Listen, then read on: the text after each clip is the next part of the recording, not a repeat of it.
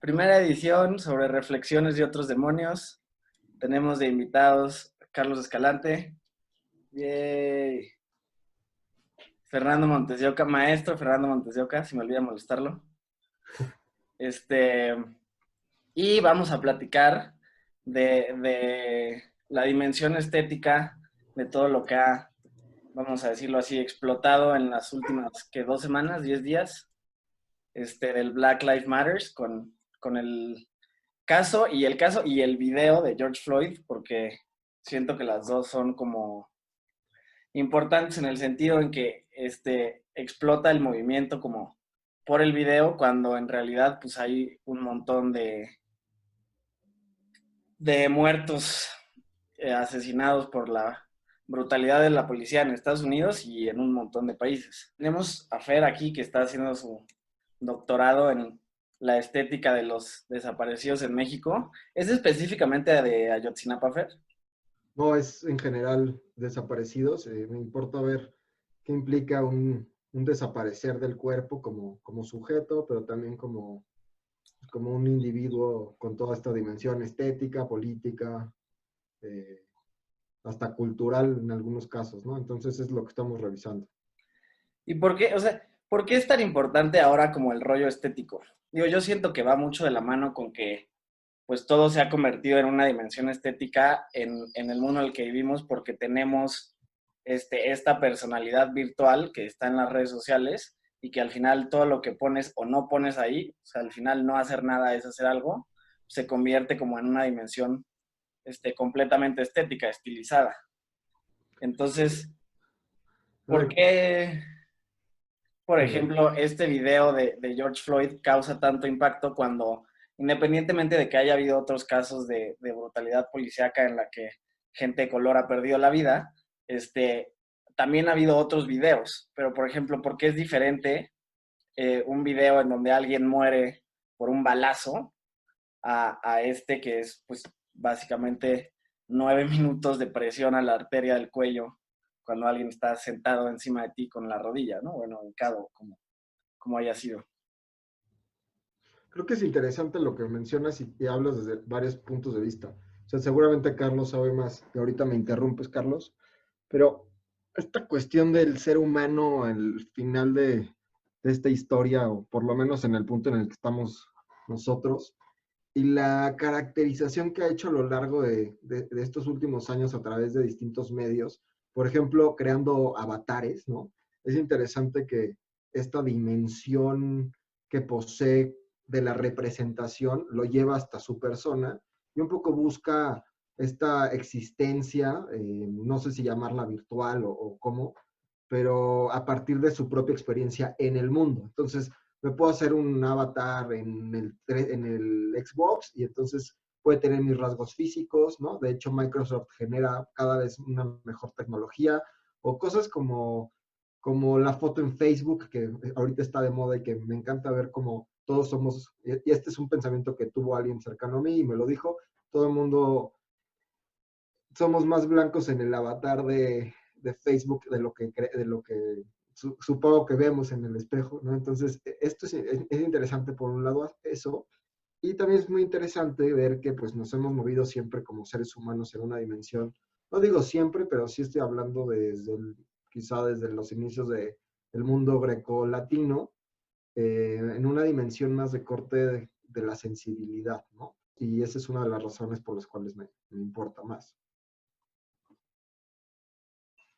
Sí, y pues otra parte que es pues curiosa de lo que mencionas de los avatares es que pues realmente son personajes que nosotros creamos con cierta intención, o sea, ya sea de pertenecer o de mostrarnos de cierta manera, pero pues finalmente o sea, es un personaje y nosotros lo estamos diseñando, o sea, y pues mínimo en Facebook no estamos viendo la vida completa de una persona, sino que solamente estamos viendo pues una serie de eventos controlados, o sea, de manera muy explícita, que te muestran una identidad de la persona que puede ser que no sea exactamente la correcta. O bueno, no sé si correcta o incorrecta, pero no es la más fiel a la persona como tal. Y es que estos niveles de existencia nos recuerda que el ser humano últimamente ha creado la posibilidad de generar ciertos mundos de acuerdo a sus necesidades y de acuerdo hasta a la percepción que tiene de sí mismos. Entonces, tenemos un LinkedIn para demostrar cómo somos muy capaces en términos laborales. Pero al mismo tiempo podemos jugar uno de estos videojuegos donde puedo ser una mujer, ¿no? Puedo cambiar de sexo, puedo cambiar de edad, puedo cambiar hasta hasta rasgos de mi fenotipo, ya entrando en temas más raciales, y entonces esto se adecua según a mis necesidades. Esto también es una representación, y es interesante ver que, pues probablemente el ser humano todo el tiempo es una representación, somos seres simbólicos, y en ese sentido los elementos simbólicos que se están recreando en cierto momento, pues nos da chance para movernos como queremos. Ahora, ¿qué elementos no nos dan chance de movernos? Y ya un poco para meterme a esta parte que hablabas de George Floyd, un elemento de mi fenotipo, entendiendo mi fenotipo como una expresión de mi genotipo, ¿no? En este caso tengo cierta estatura, tengo cierto tono de piel, etcétera, etcétera. Esto es algo que no puedo cambiar en ciertos ámbitos. Y es curioso cómo el moreno no puede dejar de ser moreno en cualquier dimensión, ¿no?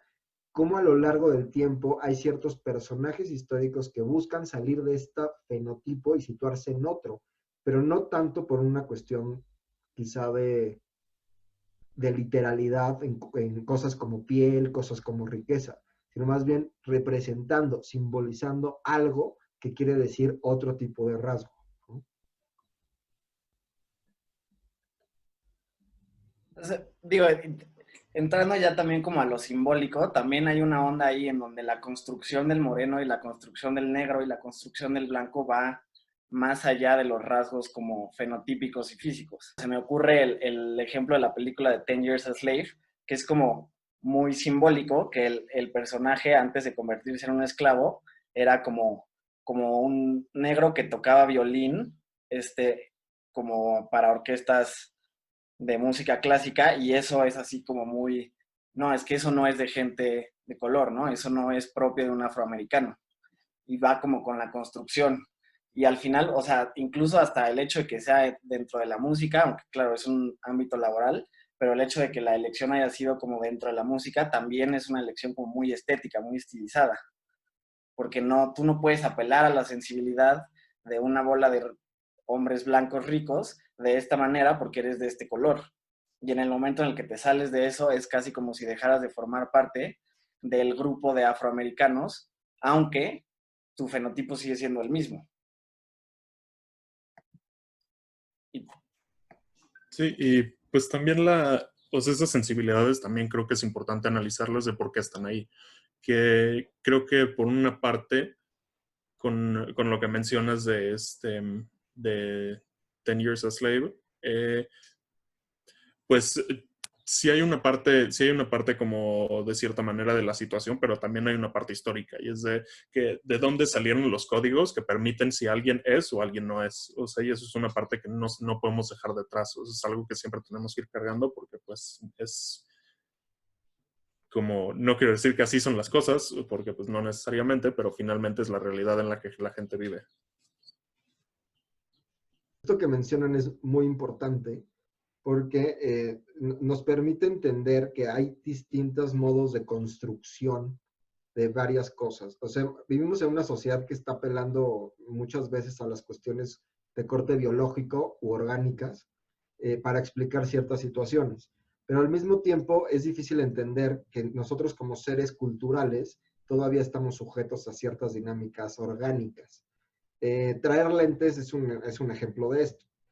Ahora, nadie duda, por supuesto, que hay ciertos elementos orgánicos que son necesarios, por ejemplo, respirar, por ejemplo, comer, etcétera, etcétera, pero también conforme ha avanzado el tiempo en ciertas revoluciones que podríamos llamar culturales, industriales, etcétera, pues hemos visto que se ha reducido esta cuestión como más orgánica del ser humano.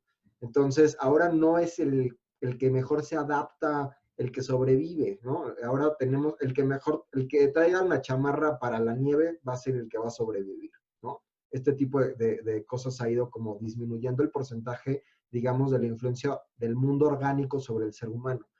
La otra parte que cada vez va en aumento desde mi punto de vista es una cuestión cultural completamente, y aquí es donde se empiezan a llenar las categorías que ustedes están mencionando. No sé si llamarlas categorías estéticas, aunque sin duda parece ser sugerente esta verbalización de esta parte. Creo que en ese sentido habría que recordar que la estética pues digamos, como una disciplina que se encarga de hacer una reflexión en torno a toda esta parte de la sensibilidad humana. Pues sí, en ese sentido es como algo muy específico de la filosofía, pero también recordar que así como hay una ética, ¿no? Hay una dimensión ética, también hay una dimensión estética.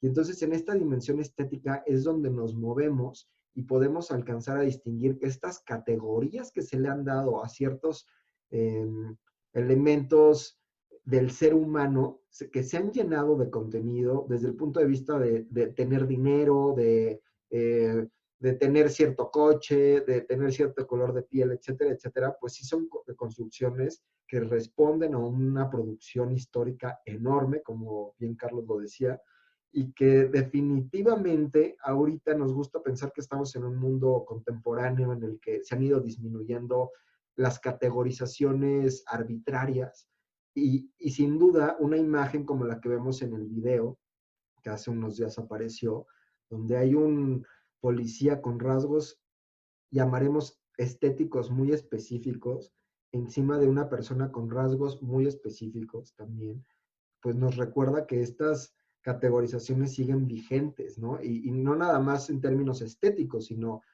su producción está también empapada de elementos políticos, económicos, eurocéntricos, logocéntricos, que nos detonan inmediatamente que esta imagen que ahorita estamos comentando nos permite casi que irnos a un momento donde el yugo del blanco sobre la población recién salida de un continente y que está eh, a la par del mundo animal, pues está ahí como un poder latente. Entonces, en el 2020 ver esta imagen justamente nos lleva a un momento histórico donde la raza era completamente un factor de, de, mm, de desigualdad, ¿no? Un elemento que definitivamente era sustancial para identificar quién valía más, quién valía menos y por qué, ¿no? Esta imagen en el 2020, sin duda, es un recordatorio, pero tampoco es una emergencia, no está ahí de la nada, no surgió de la nada. Esto sin duda puede pasar todo el tiempo, muchas horas al día en varias latitudes del mundo. Ahí es donde siento que, o sea, hay que tener como cuidado con el lenguaje que utilizamos ya en este sentido, para que no parezca que estamos como, o que estoy como glorificando este, no el acto, pero digamos el video, pero siento que casi es como que está construido perfectamente en todos los sentidos. O sea, incluso, sí, que sea una persona que tiene como rasgos estéticos muy particulares encima de una persona que tiene rasgos estéticos también muy particulares, que históricamente cargan un peso simbólico muy particular, pero incluso como dices, como logocéntricamente no, o sea, el hecho de que este cuate esté encima, el policía encima de George Floyd como con la rodilla, también logocéntricamente te habla como de un orden jerárquico. Y entonces es bien interesante como revisar qué es lo que hace que explote la gente y por qué, o sea, por qué este video tiene como tanto impacto habiendo tanto, pues, tanto contenido gráfico en el internet todo el tiempo, todos los días, ¿no? Y tanta brutalidad policíaca y tantos asesinatos y etcétera, etcétera, etcétera, que también pasó, por ejemplo, con la foto del niño en Siria que está como, no como, que está muerto en la playa, sí, como boca abajo, que también tuvo como un impacto tremendo, y desde ahí saber cómo podemos manejarnos, no, bueno, no sé si nosotros, pero cómo puede manejarse, por ejemplo, la gente que se dedica al activismo para entender qué tipo de productos estéticos son los que apelan a las sensibilidades de la población general de cierta manera, como para poder pues avivar estos movimientos que nunca han dejado de existir, pero que hoy están teniendo como un pico de actividad que no veíamos hace mucho tiempo. Y por qué, por ejemplo, no es o no funciona, no es efectivo hacer folletos con estadísticas, pero sí es efectivo ver como este tipo de videos, que al final también es una decisión completamente estética. O sea, es cómo estás apelando a la sensibilidad de la población general para obtener la reacción que tú como activista quieres y estás buscando.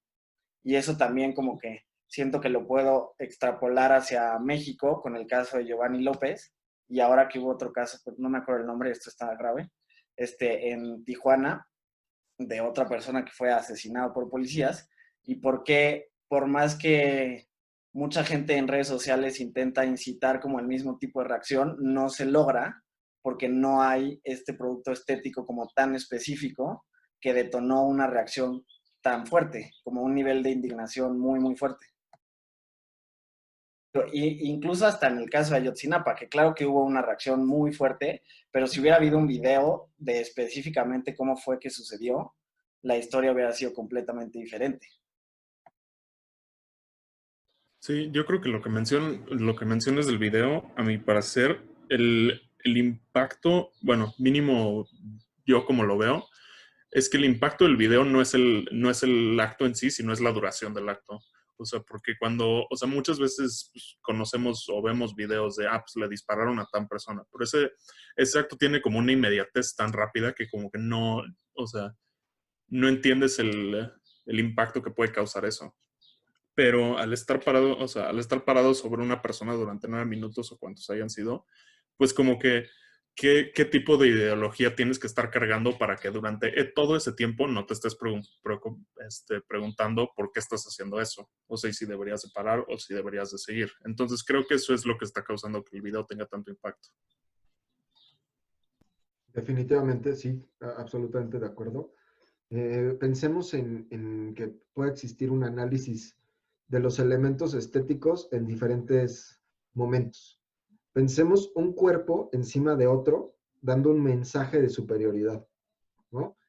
Es decir, alguien manipuló un cuerpo, lo puso en el suelo con todo lo que eso implica, ¿no? En nuestra sociedad y lo sometió, ¿no?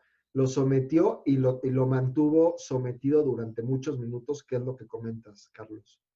Esto, digamos que da una impresión de superioridad de un cuerpo sobre otro y en ese sentido podemos analizarlo desde el punto de vista de la estética. Ahora, eso que se produjo se da a partir de una tecnología en nuestros días, que es, todos tenemos un celular y entonces la gente fue capaz de no solo ser testigo, como en el pasado eran privilegiados los testigos, ¿no? Sino también de producir un objeto que da pie para que muchas personas, y ahora con las redes sociales, millones de personas podamos consumir ese evento en toda su magnitud. Entonces, ahí hay otro análisis de corte estético que se pudiera hacer desde el punto de vista de las nuevas tecnologías y cómo estas sí llevan la cotidianidad del mundo según ciertos lineamientos. Muchas veces esos lineamientos tienen un porqué, es decir, están generados desde algún poder, muchas veces no. A mí me parece que este instante, o bueno, estos minutos muy largos, se convirtieron en uno de esos elementos por azar que terminaron modificando algo de nuestro mundo. Ese es un segundo momento. Ahora, el tercer momento es cómo hay una apropiación estética de ese video por parte de la población. Y no solo de la población afrodescendiente en Estados Unidos, sino también de la población afrodescendiente de todo el mundo. Y ahí ya estamos incluyendo también a muchos grupos con distintos orígenes raciales, ¿no? Entonces, por ejemplo, en México, el video que comentas, pues estuvo un mes guardado al parecer, ¿no? O no sabemos si el video salió y a partir de eso, todavía no está muy claro, pero al parecer esta detención fue hace un mes. Ahora, este elemento de ver a un chavo de Guadalajara que lo suben a una patrulla y todo, pues desafortunadamente lo vemos, ¿no? Y una brutalidad policíaca, lo vemos muy seguido en México. Entonces, no detona de igual manera. Sin embargo, está circunscrito a un ambiente que propició la grabación del video de George Floyd. Entonces, esto pues supone una explosión en términos sociales, que aquí podemos hallar otro tipo de abordaje estético también. Por ejemplo, ayer que se prendió a un policía, afortunadamente el policía está bien y todo, pero una persona le echó gasolina a un policía y lo prendió, o tiner, o algún solvente. Esta imagen del policía ardiendo también, y aquí creo que es lo que sucede, fue estéticamente muy potente, como el video de George Floyd.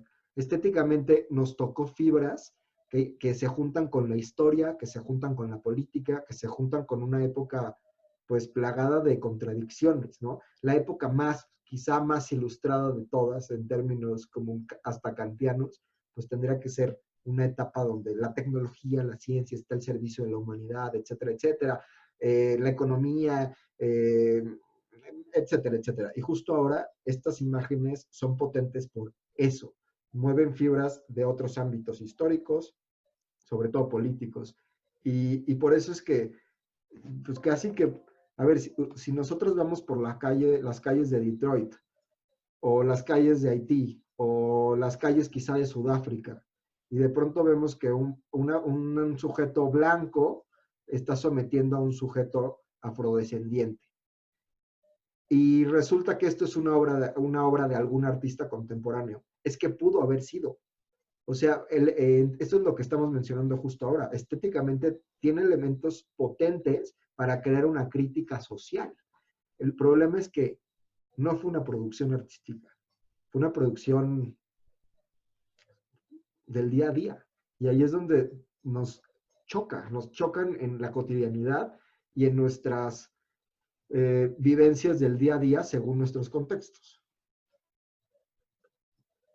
Y, digo, también hay la diferencia que es como cualitativa, también pasa a ser como otra dimensión estética, porque no hay una representación, digo, todo, o sea, sí hay una representación, porque todo es una representación, pero no hay una representación, digamos, planificada, en donde el artista genera como un performance. Y entonces eso también nos puede hablar por qué el performance, que fue como muy potente en los 60, 70, 80, ha perdido como fuerza, que al final en esta como instantaneidad de la tecnología, en donde yo puedo grabar lo que sea, cuando algo está como planeado, no tiene, digamos, el mismo impacto que cuando algo simplemente sucede. O sea, como que se juntaron muchas cosas en un solo momento, en un solo lugar, que justo tocaron fibras como muy sensibles de algo que ya estaba ahí.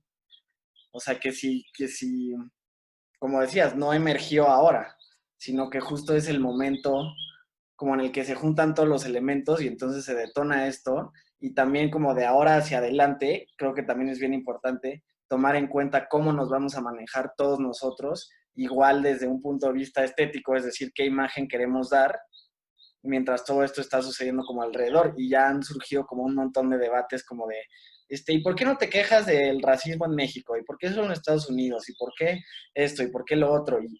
Y es bien interesante ver cómo se maneja como la personalidad virtual de las personas alrededor de un acto que es evidentemente súper impactante, pero que también cada uno de nosotros quiere dar como hacia afuera una imagen X, Y o Z, ¿no? Que puede ser, no quiero aquí aventarle pedradas a nadie, pero que puede ser como la decisión que a mi parecer es súper estética de poner un cuadro negro en tu Instagram, que no sé si sirva o no sirva, pero yo siento que hay una dimensión ahí en donde lo que yo quiero transmitir es yo no soy un racista o yo estoy con ustedes o yo, pero al final es una manera como de manejar mi personalidad virtual en torno a todo lo que está sucediendo, que me lleva como a poner una representación de mí, que es lo que quiero que el resto de las personas vean como de mí, o sea, como qué parte de mí quiero mostrar y cómo lo voy a manejar, y está súper estilizado.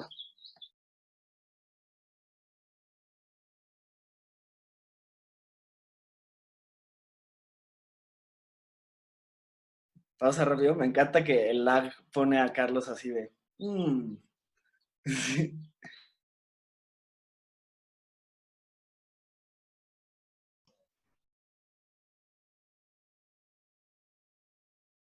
Creo que la Sí, potencia de... Perdón, Carlos, no, adelante. adelante. Vas. Sí, creo que la potencia de esta imagen o de este video que tuvimos, el, la, la exposición que tuvimos de esta imagen tan potente ha derivado en que nuestra época es mucho de actuar de forma inmediata. Entonces, hay un temblor y entonces en este momento salgo, ¿no? Hay una situación racial en Estados Unidos, entonces en este momento hablo de eso. Y mañana, si pasó algo en México, inmediatamente voy a hablar de eso. Y bueno, los temas de por sí, esa es la temporalidad, ese es el tiempo histórico que vivimos actualmente. Y sobre eso, pues no hay que hacer juicios ni morales, ni tampoco históricos, ¿no? No tiene sentido. Sin duda, eso es, me parece que aquí ya es donde la estética como disciplina tiene su unión con el mundo o con el plano político. Parecería en un momento inicial que yo cuando pongo una imagen negro en alguno de mis cuentas de Instagram o de Twitter, etcétera, estoy asumiendo una posición política. Y muy probable sí, o sea, muy probablemente eso sería una posición política, una postura política. Veo que debido a nuestra época, mi posición política es la posición política de moda. Y eso es algo complejo. Y entonces, salvo lo que ustedes piensen, digo, que ahorita lo podemos discutir, creo que a través de la historia y estas pancartas en estas marchas que ha habido de protestas en Estados Unidos mencionan diferentes años y diferentes personajes, personas que estuvieron involucradas en alguna protesta anti brutalidad policíaca, antisistema racista, y sin embargo, pues esto sigue sucediendo en el 2020. Desde mi muy limitado punto de vista, una imagen como la que pudimos observar, muy desafortunada, que tomó la vida de alguien, no es potente y espero que, pues que sea como difundida con fines de antirracistas, por supuesto. Sin embargo, sí valoro y tampoco estoy en el plano de ser adivino ni nada, que esto es un producto, esto que sucede es como un producto muy de nuestros días, que esperemos que tenga una repercusión política importante, pero que de pronto la protesta social se diluye cuando yo desde mi computadora lo que apelo es que esa protesta social transforme mi mundo y el mundo. Y eso creo que no lo vamos a ver. Y creo que eso no lo hemos visto en el 90 y principios de los 90, que no estoy muy seguro, tenía muy pocos años cuando pasó, pero en California sucede algo muy similar, entonces hay todas estas eh, protestas y todas estas destrucciones en alguna ciudad, no podían salir las personas de población como con cierto fenotipo de blancos, etcétera, etcétera, y sin embargo sucede esto 30 años después, ¿no? Creo que como imagen es potente y nos vamos a quedar con eso sin duda. En términos estéticos se me hace muy potente, en términos políticos se me hace muy potente, se me hace que desencadenó muchísimo, quizá más de lo que se pudo esperar al inicio, pero también yo valoraría en mostrarme optimista ante un cambio sistémico a partir de esta situación, ¿no? Y es que, repito, un cambio sistémico me parece que es imposible. Lo que tenemos que apelar es más bien los pequeños cambios, las pequeñas legislaciones, las pequeñas regulaciones, actualizaciones de ley, etcétera, pero no este desencanto que sufro como youtuber cuando veo que después de un mes no pasó nada y entonces decido cambiar la mirada y buscar otro tema de moda, ¿no? Un poco como esta parte. Sí, había leído un artículo ahí bien bueno que se llama algo parecido como ideologías chatarra, que pues sí, se refiere como a la parte esa pues, o sea, nos comemos ideologías como si fueran papas o sea, del Oxxo. O sea, que agarramos una, vemos si nos gusta, si nos gusta y compramos, o sea, le seguimos, y si no, pues cambiamos y nos pasamos a la siguiente. Y creo que también o sea, creo que es uno de los peligros que podrían llegar a pasar con este tipo de situaciones en el que en el momento, pues, o sea, todos estamos, bueno, no todos, pero estamos de acuerdo de que no, pues esto es algo que tiene que cambiar, esto no es algo que debería seguir sucediendo. Pero luego, eh, luego o sea, esa forma de pensamiento cambia cuando hay un nuevo suceso que hace que, pues eso es lo que es de hoy. Y entonces eso es lo que me consigue puntos virtuales en Twitter, o sea, si es que o sea eso lo que importa, o no, pues esto ya no tiene relevancia, o creo que no sirve de nada toda la parte, específicamente con lo del cuadro negro, creo que es bueno por la parte de difusión, de que muestras que existe un problema, porque no podemos negar de que o sea, hasta las compañías como que ponen el cuadro negro, pues como que dices, pues lo estás haciendo porque la gente te lo pide o porque si no, no van a comprarlo de ti. Pero finalmente sí tienen un motivo, o sea, sirven de difusión. Da igual los motivos que tengan internamente. Y, y pues creo que sí, o sea, si el problema no se, ¿cuál es la palabra? No, o sea, no desemboca en un cambio pues, que podamos ver, o sea, bueno, o sea grande o sea chico, finalmente toda esta parte como de la difusión y de apps, yo digo en Twitter o yo digo en Facebook, pues a mí no me gusta lo que está pasando, pues realmente no sirve de mucho. Y esa es una de las cosas que no nos damos cuenta muchas veces con todo lo del Internet, que finalmente pues, lo que digamos en una página de Internet pues no tiene peso sobre la realidad, es solamente lo que estamos diciendo. Si no, o sea, si no cambiamos materialmente el mundo en el que vivimos, pues no, o sea, no va a cambiar, así de fácil. Y esto que mencionas, Carlos, se me hace importantísimo. Pues en ese sentido, me parece que una protesta social, a ver, entiendo que no estamos valorando eso ahorita, pero creo que la protesta social cumple un objetivo cuando empieza a visibilizar este tipo de situaciones. Tanto que el mundo virtual se ve afectado de este tipo de protestas y entonces puedo cambiar mi imagen a a un cuadrito negro, ¿no? Este tipo de cosas creo que abonan, creo que permiten visibilizar. Ahora, sí considero que cuando vemos una imagen como la del video, cuando vemos una imagen como la de los policías pateando, el video de los policías en Jalisco diciendo, ya los vamos a matar, ¿no? O sea, a la protesta social la vamos a matar, ¿no? Sí recuerda la pregunta del por qué, ¿no? Que tanto le gusta a la filosofía.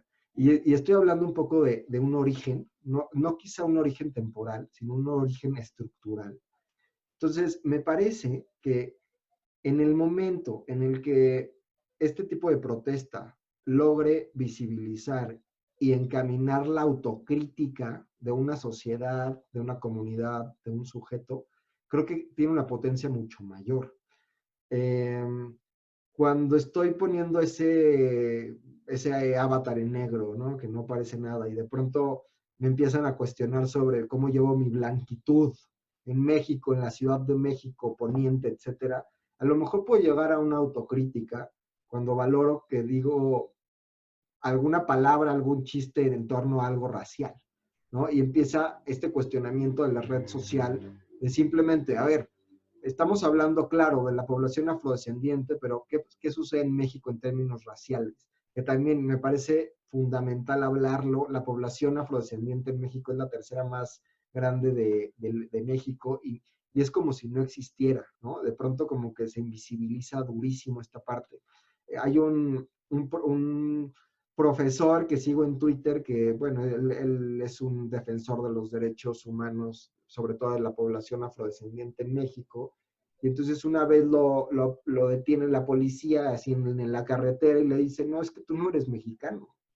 Pero aquí está mi INE, tú no eres mexicano, tú no pareces mexicano, ¿no? Entonces, esta invisibilización puede ser que se vea latente cuando existen ese tipo de protestas que a lo mejor se ven en otras latitudes, pero que sin duda pueden pegar aquí.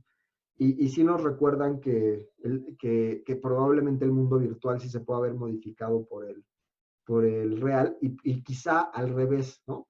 Recuerdo perfecto una obra que estuvo en el MUAC, creo que 2014, 2015. La artista se llama Daniela Ortiz y tiene una obra que se llama exactamente 97 empleadas domésticas, 97, a ver, esperen, sí, creo que sí se llama así. Y entonces lo que hace es poner 97 fotos que sacó de Facebook de la clase alta en Perú, donde aparecen atrás personas con rasgos raciales completamente distintos a los que son los protagonistas de cada foto. Entonces, o sea, mientras que la norma o casi que el promedio es que las personas con rasgos blancos, rubios, etcétera, etcétera, salgan en primer plano, a lo mejor está atrás el que limpia la alberca en su casa, o la nana, o la empleada doméstica, y esas personas tienen rasgos raciales completamente distintos. Ahí hay una diferenciación racial, y quizá este tipo de protestas visibiliza, ¿no? O crea una especie de conciencia, una autorreflexión, una autocrítica de estas posiciones que tomamos en el mundo, que ya el hecho de decir, perdón por esto, pero nanita, ¿no? De la del camión que te ayuda, ya es algo que me está recordando algo, ¿no? O sea, para empezar hay un fondo atrás como de otras latitudes, otra lengua, etcétera. O llamar, a lo mejor, no sé, alguien que es con ciertos rasgos naco, ¿no? Esta parte es como muy mexicana. Pues sí nos recuerda toda esta parte. Y también esperemos que, yo siendo muy optimista del mundo contemporáneo, esperemos que este tipo de cosas sí nos lleve a, pues, a la autocrítica y a la visibilización de esto que tú llamas, Carlos, como, pues sabemos que no va bien, ¿no? Sabemos que eso no tendría por qué ser así. Sí, y creo que hay algo como bien importante aquí que dice Carlos, como de la parte como de cambiar el mundo real, que siento que se nos olvida y también tiene que ver como con la estilización y convertir a la protesta social en un producto estético y después como todo en el capitalismo se comodifica, también nos lleva como a pensar que la protesta social o la marcha o el cuadrado negro o cualquier tipo de cosa que lleva a visibilizar el problema es el objetivo y no el medio. Y es ahí donde como que o sea, es ahí donde se ejerce, digamos, el control del poder existente, que no nos permite como pensar en soluciones creativas, porque ya nos dieron como el dulcecito y ya nos tragamos el atole con el dedo, en donde ya los dejamos manifestarse. O sea, ahora ya también hay todo un movimiento de que los policías se están hincando en solidaridad al movimiento del Black Lives Matter, lo que sea. Sí, pero ¿y a mí eso qué me interesa? O sea, la marcha no está ahí por la marcha.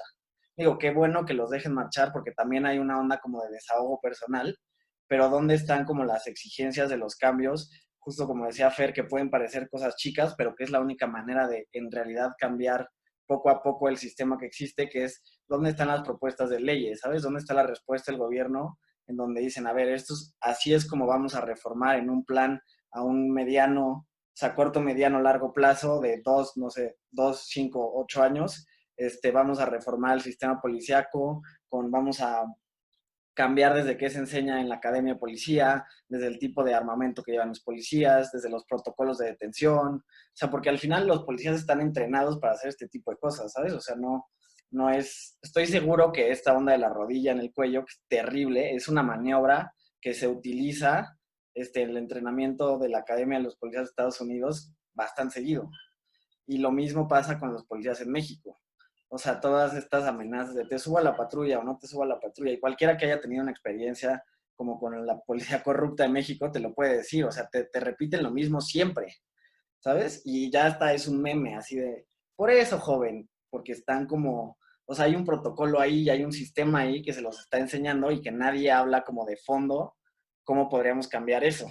Y es ahí donde a mí me parece de repente como bien frustrante, justo que esta onda que se apagan los temas muy rápido, porque ya no son como trending topic y al final no sucedió nada, solo nos tranquilizaron con, o sea, pan y circo al pueblo, porque en realidad la protesta, en lugar de convertirse en un medio, se convierte en el fin, ¿no? Y ya agradecemos muchísimo que, nos dejaron manifestarnos y ya está.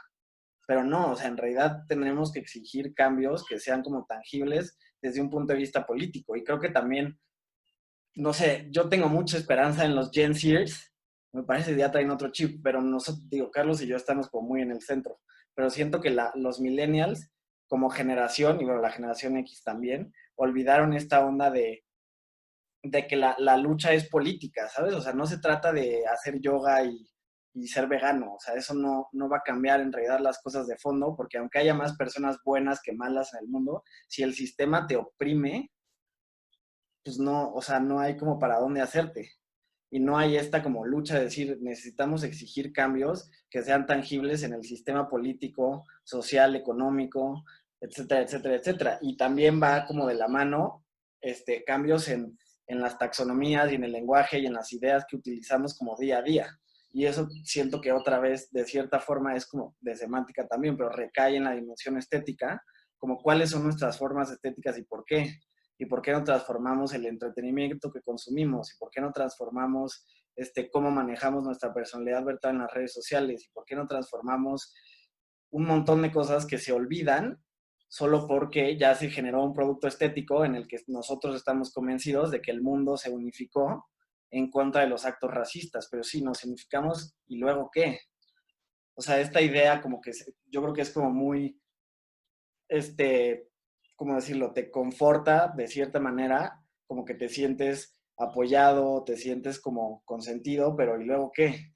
¿Sabes? Y ahí es donde siento que por los últimos, no sé, 50, 60 años está como el impasse.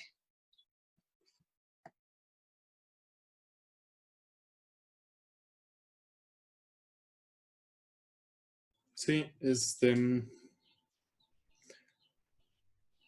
ay, como que, o sea, esa parte que decías de o sea, de la experiencia con los policías corruptos, creo que, o sea, creo que es una parte súper difícil de hablar porque o sea, es hablarle a una pared, literalmente. O sea, o sea, o sea, bueno, me imagino que mínimo en tu caso es tú le estás hablando a una pared y el policía también le está hablando a una pared, porque, o sea, tú no creo que le vayas a cambiar tu parecer de, no, sabes que estoy de acuerdo contigo, vámonos. O sea, no creo que no haya sido tu experiencia. Entonces, o sea, y el problema es en dónde, o sea, dónde quedó el cuestionamiento, como dice Fer, de dónde quedó la pregunta de por qué estamos haciendo esto, por qué, o sea, por qué mantenemos estas formas cuando vemos claramente que no están funcionando, ni para ellos, ni para nosotros, pues ni para nadie. Y pues ahí como que claramente tenemos que ver el poder de las instituciones y cómo nosotros pues un poco somos cómplices de ellas, pero también cómo podemos cambiarlas, porque finalmente son lo que vivimos en el día a día. Y creo que en esa parte nosotros tenemos el beneficio de la tecnología, que pues sí, o sea, Twitter siempre es como el peor lugar del mundo, o sea, 24 horas al día, pero también sirve como un lugar para poder anónimamente discutir ideas.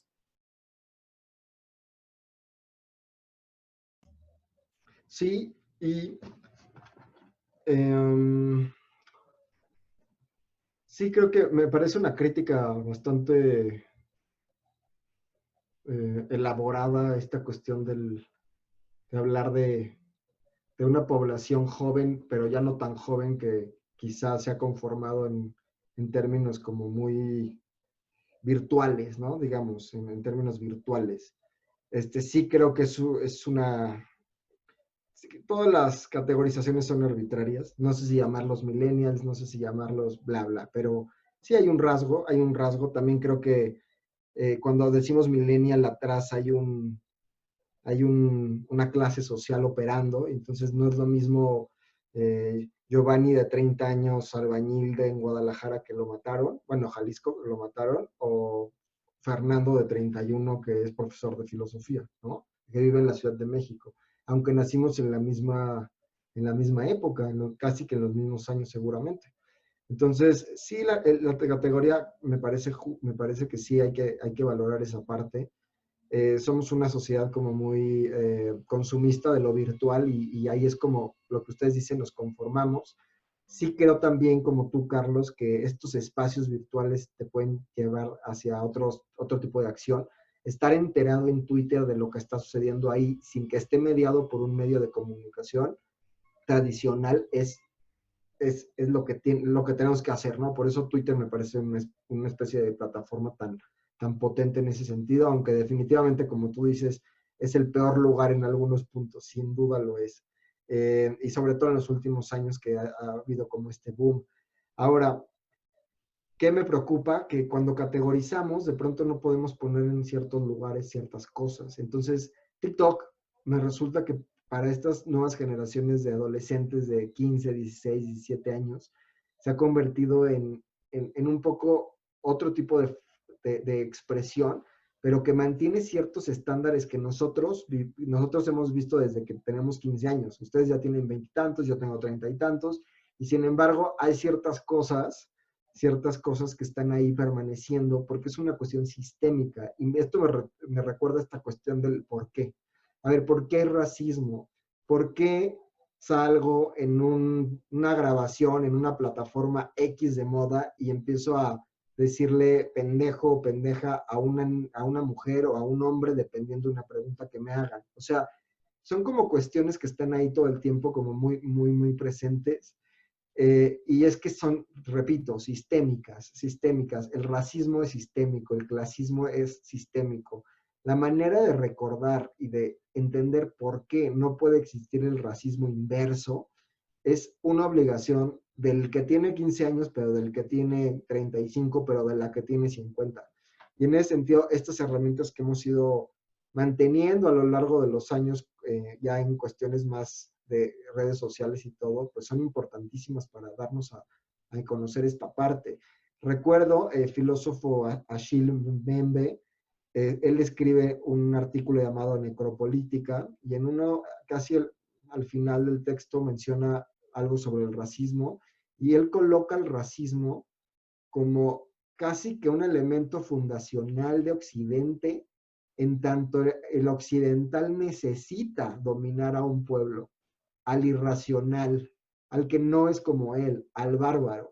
Entonces, fíjense hasta dónde se puede remitir el origen, no cronológico, sino estructural, del racismo, hasta los orígenes de nuestra civilización, cultura, etc. Ahí, ¿cómo lo sacamos de ahí? ¿No? A ver, Porfirio Díaz se maquillaba, por supuesto que se maquillaba, ¿no? Sí, digo, y más allá, o sea, o sea, nosotros tenemos pocas fotos de Porfirio Díaz, pero incluso, pues la imagen como histórica, o sea, el producto estético que se genera de Benito Juárez, pues está súper matizado. O sea, por supuesto que es una persona morena en los libros de Sepp y lo que quieras, pero no tiene los rasgos, o sea, tiene los rasgos indígenas literalmente censurados. Además, déjame hacer esta pregunta. A ver, ¿qué era Benito Juárez? Abogado, ¿sí?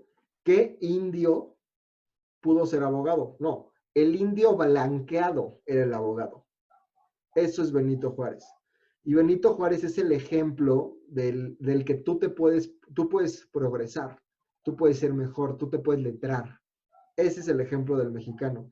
Ahora, después de Benito Juárez, hay una ola en México que le podemos llamar mestizofilia, que es un término de Basabe, de Agustín Basabe, que toma de Enrique Molina, me parece que se llama, ya a finales, inicios del siglo XX. Entonces, Vasconcelos propone la raza cósmica como un mestizaje, la raza producto del mestizo indio y del producto del español, etcétera, etcétera. Pero en este paradigma que tiene muchas décadas de gestarse, ¿no? Que empieza con Molina, empieza después con Vasconcelos, etcétera, etcétera, y que Basada explica bien en un libro que se llama por ahí como mestizofilia, o no me acuerdo exactamente, pero ahí se detecta que está padrísimo y me encanta ser un mestizo, pero no me pongas al indio enfrente porque no puedo hablar con él, porque no habla español, ¿no? Pero al mismo tiempo odio esas raíces europeas, pero al mismo tiempo no, porque pues sigo hablando español, tengo un código civil, etcétera, etcétera, ¿no? La universidad real que seguía operando hasta principios del siglo XX, etcétera, etcétera. Entonces, esto se me hace como brutal, como en términos hasta estéticos, hay un reconocimiento de lo que no es lo deseable. Y cuando sucede eso, hay un rechazo, pues llamémoslo consciente y hasta a veces inconsciente, porque esta mestizofilia siempre ha sacado a al otro cultural completamente, ¿no? Y nos hace sentirnos parte de esta gran mezcla de naciones, etcétera, pero pues es muy cuestionable esta parte. Por ejemplo, una noción de mestizofilia dejó de lado, pero por mucho, a la población afrodescendiente, ¿no? Solamente el indio y solamente el español, ¿no? Que además ya llamar indio ya es muy específico. Y bueno, por cierto, seguramente hay una película que está como muy de moda ahorita, que salió en Netflix la semana pasada, que se llama Ya no estoy aquí, que se las recomiendo, es de una pandilla, una banda en Monterrey que se hace llamar Los Tercos, que sigue esta cultura como colombiana, que se escribe como con K, son como estas pandillas que les gusta la cumbia, pero es un tipo de cumbia muy específica, etcétera. Los rasgos fenotípicos de los actores que están retratando a esta población tienen que ser muy específicos. Entonces en México, dependiendo de cómo te ves, es como te voy a tratar, ¿no? Esto estéticamente es muy fuerte, históricamente tiene un porqué, y nos recuerda todo esto que hemos estado hablando del racismo. Y aparte de esto viene de, o sea, evidentemente tiene como una dimensión historiográfica muy grande, porque la construcción de la identidad nacional también es un producto estético, de cierta manera, y nosotros lo tenemos muy presente, pero de todas maneras hay ahí algo, como dice Fer, o sea, ¿por qué se romantiza? No sé si romantiza es la palabra, pero ¿por qué se le da un valor agregado como al aborigen? No quiero decir indio porque me recuerda a que Colón pensó que estaba en la India y what the fuck, Y a pero los pueblos indígenas, ¿no? sí, los pueblos indígenas, como que le da un valor agregado porque es como, o sea, se convirtió en la imagen del mexicano estereotípico. Esto es lo que era como, digamos, el mexicano prehispánico y es entonces de ahí donde se genera el mestizaje y pues en ese sentido, la persona como afrodescendiente no tiene un lugar ahí. Pero también siento que en Estados Unidos está todavía más como podrido el asunto porque ellos como que ni siquiera dimensionan que ellos mismos son una voz postcolonial. O sea, se sienten todavía más europeos. Y también justo esta onda de nos estamos dando cuenta de que somos cada vez más parecidos a un país de tercer mundo. Pues es que, o sea, eres un país que fue colonizado y que tiene una huella de colonización bien fuerte que han decidido ignorar como por siglos, ¿sabes? Entonces, si en México nosotros tenemos una como construcción de lo que es la voz postcolonial mexicana, en Estados Unidos, que de por sí esa construcción ya es un producto estético estilizado, en Estados Unidos ni siquiera llegan a eso. O sea, tienen como el Tea Party ya, es así como de lo más que se acercan. Entonces también hay una onda ahí como, o sea, no sé, si yo me siento de repente en el limbo, donde no sé, o sea, cuál es mi identidad nacional, de dónde vengo, los orígenes, si soy, como soy blanco, entonces soy completamente europeo, pero como soy mexicano, entonces debo de encontrarme en las identidades prehispánicas que nos dan como las instituciones educativas y la historia oficial.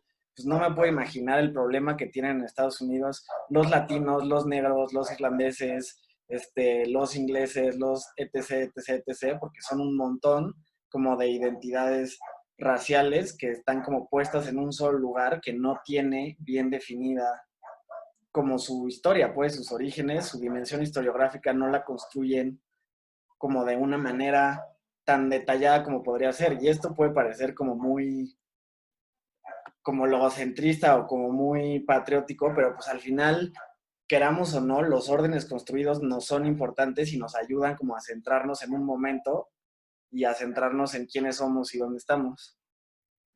Sí, claro, hablas de una construcción, una autoconstrucción estética. No podemos salirnos de la historia. Estamos completamente condicionados a buscar esa autorrepresentación en elementos identitarios, que bueno, como mexicanos, pues el águila y el Estadio Azteca y el himno y todas estas cosas que si bien han validado en este siglo XX ciertas condiciones y ciertas conductas y ciertas clases sociales, también es cierto que ya no alcanzan esas categorías para esto. O sea, la invención del Estado-Nación, como lo conocemos, se da en el siglo XIX y no se ha actualizado. Y hoy en día me parece que esto ya, a partir de fenómenos como la globalización, han venido a dar al traste a lo que se estaba buscando, a lo que se buscó en términos de identidades nacionales. Creo que siempre ha sido así. Creo que siempre la otredad en los estados-nación han estado y siempre se han sentido fuera, ¿no? La gran pregunta es si nosotros seguimos autoconstruyéndonos a partir de estos elementos que se nos colocan como lo deseable, es decir, ¿yo soy mexicano o no? Ah, no, pero tengo pasaporte español, no, entonces no soy mexicano. Bueno, sí tantito. Es más, hasta la misma población judía en México.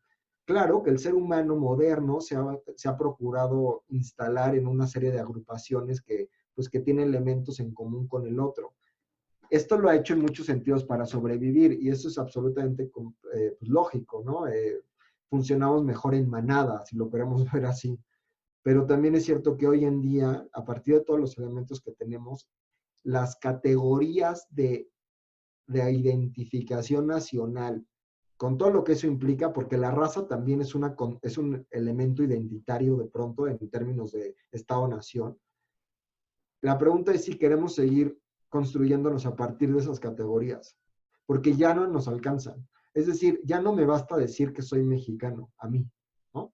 Ya no me basta, y a ver, si me voy un poquito más para allá, ya no me basta decir que soy hombre, ¿no? Ya no me basta decir que soy, no sé, heterosexual, ya no me basta decir, este tipo de cosas son las que tenemos que preguntarnos si queremos seguir la misma construcción de nosotros mismos a partir de esto que sistémicamente se nos ha enseñado, pero que experiencialmente me parece que ya no funciona. Sí, aparte de que, o sea, todo este rollo de la deconstrucción, que evidentemente es muy cierto y muy necesario, pero toda deconstrucción como que deja tú incita, o sea, requiere, solicita un periodo de reconstrucción. O sea, cuando tú deconstruyes un concepto o una categoría, una taxonomía, pues necesitas inventar categorías nuevas que se adapten a las necesidades como del mundo material, a las presiones del mundo externo que se imponen sobre nosotros y a las que tenemos que adaptarnos. Entonces también hay ahí como, o sea, siento que también dentro de lo que puede ser como muy subversivo y vamos a deconstruir la identidad del hombre, de la mujer, del heterosexual, del homosexual, del mexicano, del estadounidense, del europeo, pero y entonces, o sea, ¿qué es lo que sí vamos a construir? ¿Sabes? Como de dónde vamos a empezar a generar esta nueva identidad o este nuevo hombre, digamos, este nuevo, no voy a decir ya hombre porque es la mamada, ¿verdad? Pero este nuevo ser humano, ¿no? O sea, porque también tenemos como, o sea, incluso el ser humano o la naturaleza humana es una construcción en sí. Y entonces si empezamos a construir desde ahí, tiene que haber como una reconstrucción de qué es el ser humano ahora, ¿no? No solo se trata de decir, pues no soy hombre porque no me siento representado por lo que en la sociedad es la categoría del hombre en México, ¿no? Pero bueno, y entonces, ¿qué sí te sientes? Y ahí es donde necesitamos, o sea, tenemos la necesidad como de generar nuevos conceptos y siento que también ahí es donde está el impasse en donde no valoramos a veces como la dimensión del lenguaje, la dimensión de los conceptos como, pues como una manera de ordenar el mundo. Al final, los conceptos que tenemos son las herramientas que tenemos como para enfrentarnos a la realidad, independientemente de lo que esté pasando en esta, ¿sabes? Y no, siento que no otorgamos, como en la sociedad contemporánea, ese valor como tan transformativo de las ideas, de los conceptos, de la taxonomía, de la categoría que y pues ahí sí es donde, por eso Fer tiene los secretos de la existencia. O sea, siento que ahí es donde puede sonar muy lamebotas, pero el filósofo tiene un rol como súper importante. Y es como una disciplina, la filosofía y las humanidades en general, como olvidadas. O sea, en esta como corriente de la certidumbre y de que la ciencia es como lo que nos debe de marcar todas las pautas. Y entonces si no tienes algo absolutamente correcto, mejor ni lo hagas y solo deconstruye, deconstruye, deconstruye, porque eso no es suficiente. Y entonces, ¿qué tenemos? O sea, ¿qué nos queda? ¿Sabes? Y ahí es donde siento que se ha perdido como este valor a generar ideas, a generar contextos, a generar categorías nuevas. Y pues no, o sea, estamos como atorados con los mismos conceptos y categorías de principios del siglo XX. Es una cosa muy extraña. Sí, de acuerdo. Nada más que creo que también es importante resaltar que todas estas categorías de las que estamos hablando no son categorías que se diseñaron en una biblioteca o dentro de un cuarto. Son cosas que se han ido transformando gradualmente por muchísimos años. O sea, la misma definición de qué es blanco y qué es negro son completamente distintas de lo que eran hace 50 años. O sea, bueno, creo que en Estados Unidos es un muy buen ejemplo con las inmigraciones que hubieron. Los italianos, todos los irlandeses, o sea, hasta dónde llegaba la raya, dónde estaba la raya de que era blanco y no, pues tú no eres blanco, tú eres italiano. O sea, y todo eso, todas esas definiciones, pues, o sea, nosotros hoy ya no las vemos, o sea, ya no tenemos esa distinción. Entonces creo que también es importante, pues, decir que sí, o sea, tenemos que deconstruir muchas de estas categorías que tenemos, pero tampoco tenemos que tener la urgencia de perfeccionarlas en el momento inmediato en el que deconstruyamos las otras. Y agregando esta parte que es muy importante, este recorrido histórico, Carlos. O sea, me parece que vemos en el mundo que las categorías, algunas ya no están funcionando, que huelen a rancio el asunto, ¿no? Y que eso también ya no es una pregunta, o sea, eso ya es el devenir histórico, ya lo tenemos enfrente. Ahora, creo que no hay necesidad de nombrar las nuevas categorías. Creo que puede haber tantas como seres humanos. Creo que no nada más la filosofía, sino muchas personas de mi edad que son abogados, economistas, artistas, etcétera, tienen este chip como de la crítica y en ese sentido se han convertido en protagonistas sociales y es muy importante que hemos dejado como sociedad, bueno, espero, cada vez más supongo, lo pragmático de la ciencia, de la economía, como siempre en la búsqueda del enriquecimiento, etcétera, para dar paso a otras cosas. Esta es una muestra de que hay categorías que ya no funcionaron y ya no van a funcionar. Y también yo diría que la identidad es una ideología, ¿no? En términos marxistas. Yo diría que la identidad es un dispositivo por el cual el sistema se está autogenerando también. Entonces, pues a lo mejor está bien pensar en negativo, es decir, no me siento mexicano, no me siento hombre. ¿Qué te sientes? No me siento mexicano y no me siento hombre. Bueno, pero ¿qué sí te sientes? No lo sé, ¿no? O sea, no olvidar la dialéctica hegeliana, un producto moderno donde estaba una tesis, una antítesis. Bueno, pues nos quedamos en la antítesis antes de pasar a una síntesis. Igual y ni pasamos a la síntesis, ¿no? Y igual y deconstruimos este tiempo lineal moderno donde hay un presente, pasado y un futuro. No sé, siempre he pecado de soñador y pues creo que en este caso va, pero pensemos, por ejemplo, en la población queer, que ha habido tantos estudios sobre ellos, sobre esta población, sobre ellos, ellas, no sé, como algo que no se puede definir en los inicios, ¿no? Y aún así, toda esta potencia política que hubo a partir de estas manifestaciones y esta protesta, pues les acomodó, ¿no? Les acomodó. Tanto que cuando tú ves LGBTTI y hay un signo de más y muchas veces ni ponen Q, o sea, tanto que ni siquiera de pronto hay como una apropiación del término porque es pensar en negativo y esto sí implica una salida de la lógica moderna. Sí, Fer, nomás para saber si vamos cerrando, ¿te tienes que ir pronto? Ok, va. Nos vamos a quedar un poco en el meollo del asunto en términos filosóficos, pero claro, 100%, o sea, también ahí hay como una relación en donde siempre queremos elevar, digo, en esta onda como de lógica hegeliana, como a la antítesis o a la tesis, al papel trascendental, cuando en realidad tiene una relación como inminente. O sea, se co-constituyen y es como un ping-pong constante, ¿no? Digo, a mi parecer. Ya me darás unas lecciones después. Pero, claro, 100%, y hay ahí una onda como donde no puedes accesar a la realidad. O sea, si citáramos a Lacan es como no puedes tocar lo real porque pues, no, o sea, nunca lo vas a accesar. Y entonces tenemos que entender que no importa cuáles categorías inventemos, nunca van a ser como completamente exactas. Ya hay un momento ahí en donde claro que es válido pensar como negativo. Pero incluso pensar como negativo siento que sí es una como delimitación. O sea, es como en la teología sistemática donde se dice como Dios no es esto, Dios no es esto, Dios no es esto, Dios no es esto. ¿Qué es? ¿Quién sabe? pero sí te puede decir que no es tal, no es tal, no es tal, no es tal, no es tal. Y al final ahí, o sea, pues ya entramos como en una onda muy de en que hasta cierto punto qué tanto vale la pena como nombrar la realidad cuando sabemos que esos nombres siempre van a ser impropios, pero al mismo tiempo pues es lo único que tenemos como para explicarla y para manejarnos en ella y para un poco ordenarnos como en este caos, ¿no? O sea, al final para eso inventamos el lenguaje. O sea, siempre nos va a mediar el lenguaje y entonces nunca vamos a accesar a la realidad, pero sin esa mediación no podemos ni siquiera representarla, digamos. Y no sé si ya me fui mucho, pero si quieren conclusiones. Siempre que se menciona a Lacan y a Hegel, siempre te vas mucho.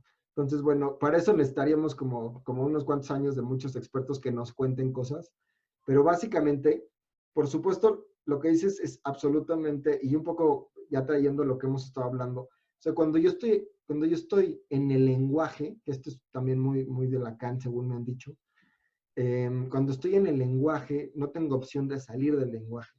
Ahora, yo represento a través del lenguaje el mundo, de ahí hay esta categorización estética de muchos momentos. Algo posee la dimensión estética que me afecta en mi sensibilidad y que me hace expresar de determinada manera algo, como lo hemos visto con el video, ¿no? El video que hemos estado hablando de George Floyd. Ahora, mi, mi idea de lo negativo, en términos de lo no, en esta parte como más adorniana de la dialéctica negativa, etcétera, no es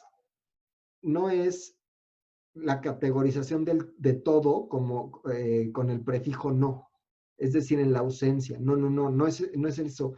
Es más bien preguntarnos si nuestra identidad personal no es un requisito de un mundo moderno que de antemano ya nos puso categorías que sirven para seguir difundiendo, seguir produciendo el mismo sistema. Y por eso soy blanco, soy moreno, soy güero, etcétera, etcétera. No hablo en general del mundo, porque definitivamente el lenguaje pues es el mundo desde muchas posturas filosóficas, ¿no? Pero lo que digo es solamente específicamente a la hora de nombrarnos como sujetos y empezar a llenar ese bote con ciertas categorías, que según nosotros son categorías que dan identidad, que son identitarias, originarias de nosotros. Se nos olvida que como sujetos históricos todo el tiempo estamos cambiando y no hay nada que nos impida asumirnos a veces como heterosexual y a veces como homosexual y a veces como queer. No hay nada que nos lo impida. Ahora, el gran problema, como tú bien dices, Carlos, es que hay ciertas categorías que históricamente se han formulado a partir de cosas que no son negociables y no son transformables. O te vuelves en un Michael Jackson, por ejemplo, ¿no? Con el rechazo que todo el mundo le tuvo por muchas cosas. Entonces, esas cuestiones más, digamos,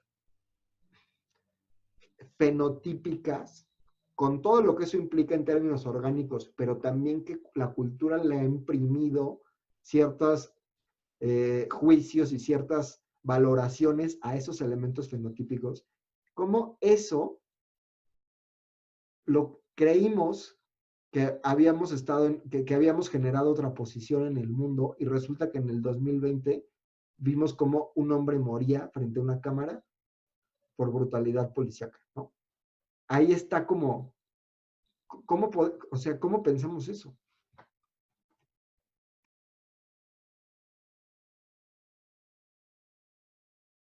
Sí, de acuerdo. O sea, y ay, pues es que es un tema súper complicado, toda la parte de cómo asignamos categorías a rasgos fenotípicos. Porque pues ahí, o sea, le hemos asignado categorías al color de piel, por ejemplo, pero no le hemos asignado categoría no sé, a la distancia que tienes entre los dientes, por ejemplo. O sea, como que hay cosas que claramente estamos tomando y cosas que claramente no estamos tomando. Entonces creo que es importante también analizar cómo se ha transformado toda esta parte de por qué pensamos de esta manera y por qué pensamos o sea, todas estas categorías, porque finalmente no es algo no es algo que esté ahí naturalmente, sino es algo que hemos construido a lo largo de nuestra historia. Sí, y de hecho, o sea, a ver, ciertamente no hay un juicio estético, bueno, un juicio o una valoración sobre la distancia de los dientes, ciertamente, pero casi que puedes saber la condición social de una persona viéndole la dentadura, ¿no? Esto es Ujú. brutal, o sea, esto es brutal, ¿no? Todo lo que implica un tratamiento odontológico en términos de dinero, de tiempo, de educación, de cierto tipo de educación o de cierta pretensión estética también, híjole, ya está permeado por lo cultural absolutamente. Y, y nos recuerda que, pues, como sujetos culturales sí hay que, ¿no? Sí, sí, sí estamos como siempre como en esta construcción de nuestro mundo a partir del lenguaje y de lo que vamos poniendo en los objetos que nos vamos encontrando. Y ahí, amigos, está toda la política y está inmersa todo todo este movimiento en la polis, ¿no? Entonces la reflexión sería en torno a este movimiento en la polis como sujetos, pues, sociales, como animales políticos. Buenísimo. Pues nos despedimos. Muchas gracias, Fer. Creo que esta onda que hablábamos ahorita de las categorías, siento que qué bueno que tuvimos, digamos, esta conversación porque es bien importante y que podamos hablar. O sea, porque al final, más allá del tema como material, que evidentemente es muy importante o lo más importante, y de los hechos, que fue que pues, un hombre o muchos hombres fueron asesinados por una brutalidad policíaca con índoles raciales como muy claras, y es una cosa gravísima, pero siento que detrás de todo eso es como el rollo de los micromachismos, ¿no? O sea, no es una diferencia en realidad cualitativa, sino como cuantitativa, de gradación. Entonces, es importante hablar como en todos los niveles de las categorías que hemos construido, como a partir del fenotipo de una persona u otra, y como hablar más a fondo de este tipo de temas sin quedarnos en la parte de está mal, vamos a condenarlo y ya está. ¿Sabes? Porque claro, evidentemente está mal, vamos a condenarlo y ya está, sí, estamos todos de acuerdo.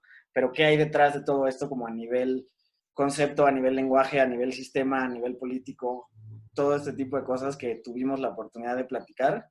Entonces, pues buenísimo, gracias a los dos.